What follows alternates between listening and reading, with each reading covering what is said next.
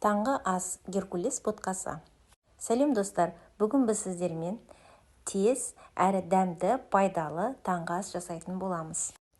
Таңғы асымызға 1 стакан Геркулес, 3 стакан сүт, шекер, тұз қажет. 3 стакан сүтімізді қазанымызға құйып алып, қатты отта қайнатамыз. Видео ұнаса, лайк басып, комментарий қалдырып, каналға тіркеліңіздер.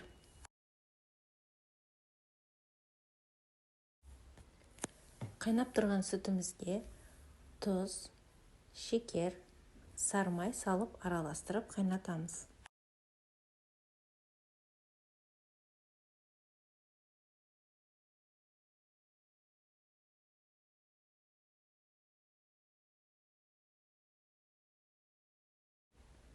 Сүтімізді қозғап, геркулесімізді салып, 5 минут үздіксіз қозғап тұрып қайнататын боламыз.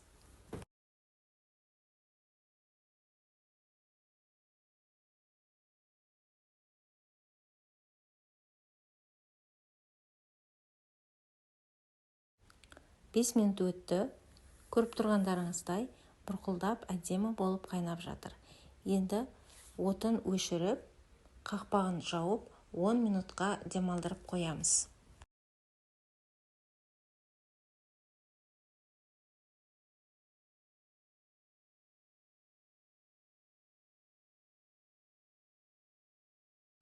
Қыздар, 10 минутымыз өтті, таңғы асымыз дайын, дастарханға бере-беруге болады.